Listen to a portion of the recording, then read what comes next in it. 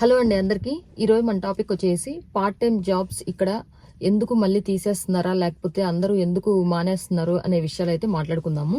Main వచ్చేసి ఇక్కడ part time jobs ఎక్కువగా చేసేది స్టూడెంట్స్ మీద వచ్చిన వాళ్ళు, అలాగే H4 మీద ఉన్న వాళ్ళు, అలాగే H4 EAD మీద ఉన్న వాళ్ళు, అలాగే H1 మీద ఉండి కూడా వాళ్ళు ఒకవేళ ఐటీ జాబ్స్ లేకపోతే ఇలా ఇల్లీగల్గా అంటే క్యాష్ తీసుకొని ఇండియన్ స్టోర్స్లో కానీ అలా రెస్టారెంట్స్లో కానీ గ్యాస్ స్టేషన్స్లో కానీ వర్క్ చేస్తూ ఉంటారనమాట.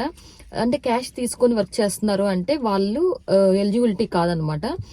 అంటే వాళ్ళు కరెక్ట్గా వాళ్ళు ఇల్లీగల్గా వర్క్ చేస్తున్నట్టు.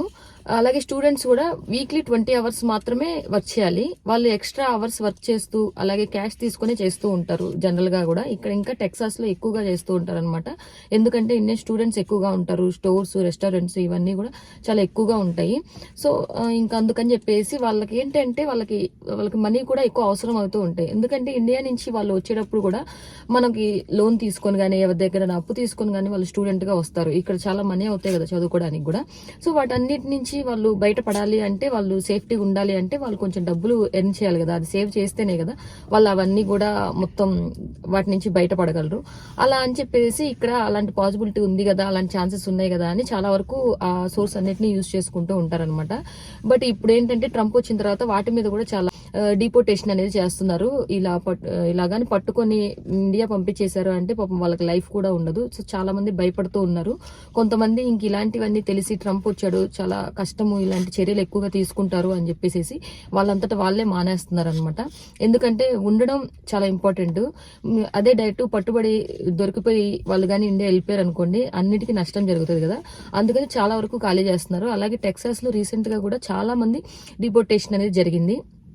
ఎందుకంటే ఇట్లా పట్టుబడిపోయారనమాట. వాళ్ళైతే వాళ్ళు అలా దొరికారు అంటే మాత్రం వాళ్ళకే కష్టం కదా, వాళ్ళ ఫ్యామిలీ మొత్తం నష్టపోతారు. పాపం వాళ్ళ లైఫ్ స్పాయిల్ అయిపోద్ది. ఇంక ఇండియా వెళ్ళి మళ్ళీ కొత్తగా వాళ్ళ లైఫ్ అనేది స్టార్ట్ చేయాలి. ముందు ఈ మైండ్ సెట్ నుంచి కూడా బయటపడాలి కదా, ఇంత జరిగింది అని చెప్పేసి. సో ఇవన్నీ కూడా చాలా జరుగుతూనే ఉన్నాయి. సో ప్రతి ఒక్కళ్ళు కూడా చాలా జాగ్రత్తగా ఉండండి. ఏంటంటే ఇప్పటి వరకు H4 EAD మీద కాకుండా H4 మీద ఉన్న వాళ్ళు కూడా, అంటే EAD అంటే వర్క్ పర్మిట్ వచ్చినట్టు, వర్క్ ఆథరైజేషన్ వచ్చిన తర్వాత వాళ్ళు వర్క్ చేసుకోవచ్చు. బట్ EAD రాకుండా H4 మీద ఉన్న వాళ్ళు కూడా తెలిసిన వాళ్ళ ద్వారా కానీ లేదంటే రెస్టారెంట్స్ లో ఏదో ఒక స్టోర్స్ లో వర్క్ చేయడం అనేది జరిగిందనమాట. అలాగే స్టూడెంట్స్ కంపల్సరీ వాళ్ళు చేస్తూ ఉంటారు.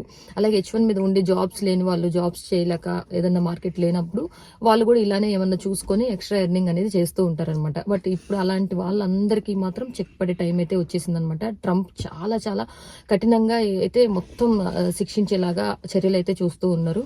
సో ప్రతి ఒక్కరు జాగ్రత్తగా ఉండండి. ఎవరైతే ఇల్లీగల్ గా చేస్తున్నారో వాళ్ళంతటా వాళ్ళే మానేస్తే మంచిది. లేదంటే మాత్రం డిపోటేషన్ అవ్వాల్సి వస్తుంది. అది మాత్రం చాలా ఇబ్బంది పడాల్సి వస్తుంది అనమాట. సో ప్రతి ఒక్కళ్ళు జాగ్రత్తగా సేఫ్ గా అయితే ఉండాలని అయితే కోరుకుంటున్నాను. అలాగే ఈ మధ్య కాలంలో మనం చూసుకున్నట్టయితే ఇట్లా టెక్సాస్ డల్లాస్ లో అయితే చాలా న్యూస్ అయితే మనం వింటూనే ఉన్నాము. ఇలా ఎక్కువ రైడ్స్ అనేది జరిగాయి రెస్టారెంట్స్ మీద, కొన్ని స్టోర్స్ మీద రైడ్స్ జరిగి ఏదన్నా మిస్టేక్స్ ఉంటే వాళ్ళనైతే డిపోటేషన్ చేశారు. ఇలా ఎక్స్ట్రా వర్కర్స్ కూడా డిపోటేషన్ చేశారు అని చెప్పేసి.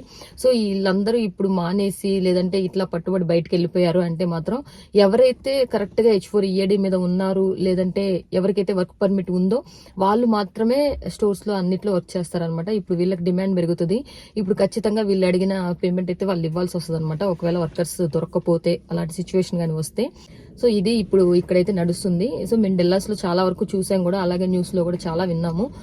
ఇలా ఎవరికి ఫేస్ చేసిన వాళ్ళు ఎక్స్పీరియన్స్ అయితే అన్నిట్లో షేర్ చేస్తూ ఉన్నారు. సో మీతో కూడా నేను ఈ విషయం షేర్ చేయాలనుకుంటున్నాను. ఈ రోజు అయితే మన టాపిక్ ఇది. మీ అందరికీ నచ్చినట్టయితే లైక్ చేసి ఛానల్ అయితే సబ్స్క్రైబ్ చేయండి. Signing off.